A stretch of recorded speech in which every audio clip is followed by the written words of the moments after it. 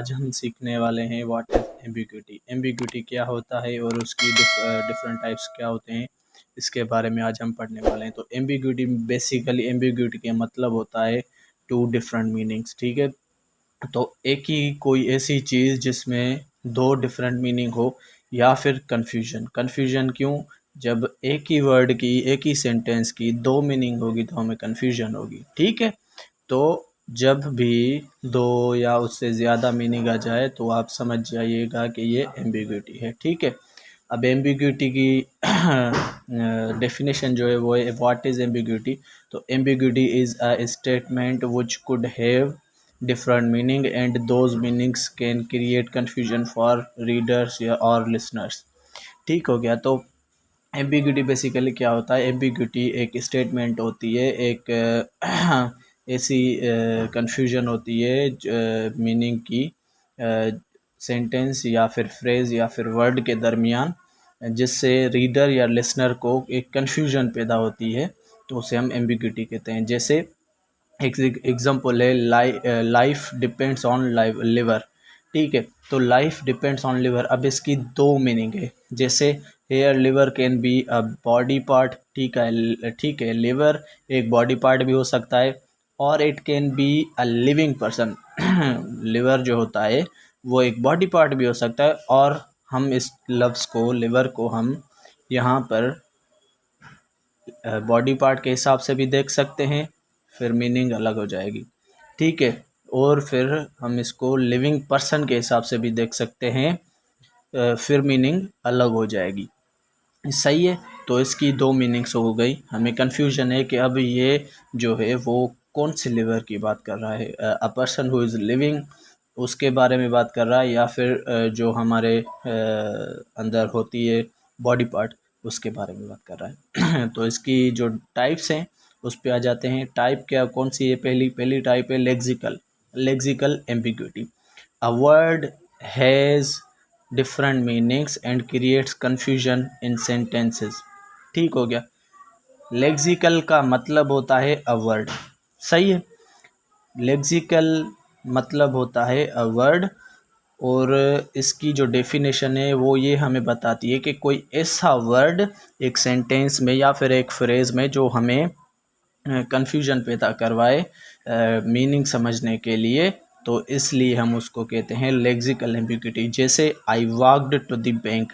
अब बैंक जो होते हैं वो दो हैं। एक बैंक होता है हो गया किनारा। किनारा मतलब जैसे हम इलाके में जाते हैं या समंदर के किनारे पे जाते हैं, ये हो गया एक बैंक। और दूसरा बैंक होता है जहाँ पे हम पैसे रखते हैं, फाइनेंशियल, नेशनल बैंक, अभी बैंक, ये चीज़ें। ठीक हो गया। अब जो इसका दूसरा टाइप है वो है structural ambiguity. A phrase or a sentence has more than one meanings, and for understanding it we would change the structure of it। अब ये कहना चाहता है कि स्ट्रक्चरल जो होता है उसमें हमें ये कन्फ्यूजन आती है।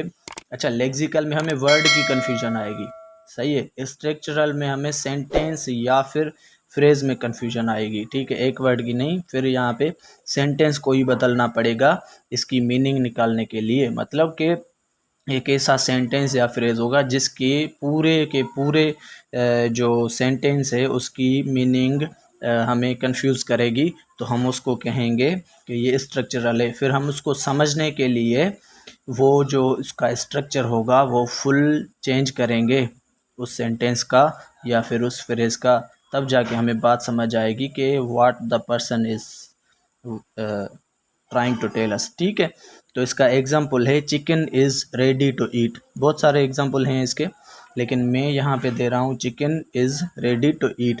अब इसकी एक मीनिंग ये होती है कि चिकन इज़ बेक्ड और कुकड। ठीक है, तो मतलब चिकन जो है वो पक गया है खाने के लिए। सही है।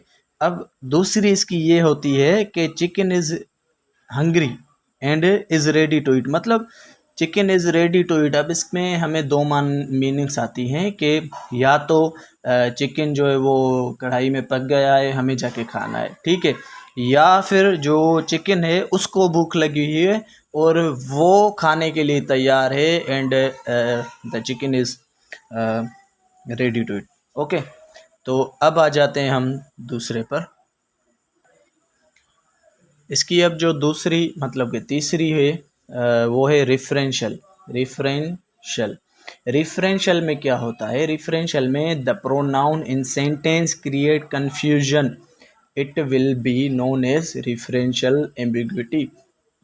तो ये इसकी एक तीसरी जो है वो टाइप है एम्बिग्विटी की, जिसमें हमें एक प्रोनाउन जो होता है वो हमें कंफ्यूजन दिखाता है। जैसे अली स्लेप्ड हर वाइफ। अब यहाँ पे जो हर है वो ये नहीं बता रहा कि अली ने अपनी घरवाली को या अपनी वाइफ को थप्पड़ मारा है या फिर किसी और की घरवाली को थप्पड़ मारा है। सही है। तो हर ऐसा हो सकता है यहाँ पे कोई और भी बंदा खड़ा हो। तो जो तीसरा बता रहा है मतलब 4 टोटल बंदे खड़े हैं, जो एक अली खड़ा है, एक दूसरा खड़ा है जिसकी ये वाइफ हो सकती है, और फिर एक है जो बता रहा है यहाँ पे, ठीक है, स्टेटमेंट दे रहा है अली स्लेप्ड हर वाइफ। ठीक है। तो इस पे ये भी हो सकता है कि अली ने उसकी मतलब द थर्ड पर्सन जो है उसकी जो घरवाली थी, वाइफ थी, उसको थप्पड़ मारा है। और यहाँ पे ये भी हो सकता है कि अली ने अपनी घरवाली को जो है वो चाटा मारा है या थप्पड़ मारा है। सही है। तो ये होती है रेफरेंशियल। अब आ जाते हैं हम स्कोप एम्बिग्विटी। स्कोप एम्बिग्विटी क्या होता है? When two same quantifiers can take over each other in different ways in meaning. सही है। तो जब भी ये जो स्कोप एम्बिग्विटी है, इसका ये होता है कि अगर हम एक चीज़ बढ़ा दें तो फिर दूसरी भी चीज़ बढ़ जाती है। जैसे one boy has one car, हम लिख देते हैं वन बॉय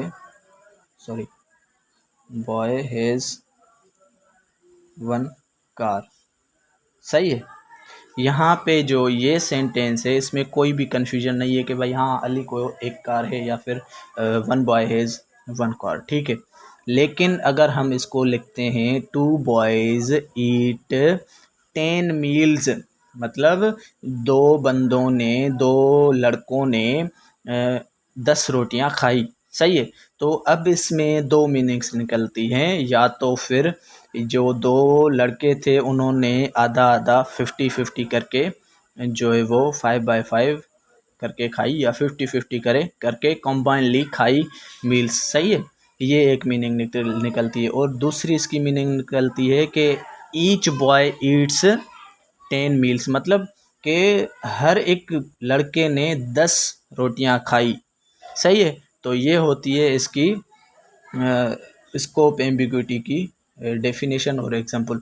अब आ जाते हैं इसके लास्ट वाले और 5वें जो है वो टाइप पे। तो टाइप इसका है प्रेगमेटिक एम्बिग्विटी। ठीक है।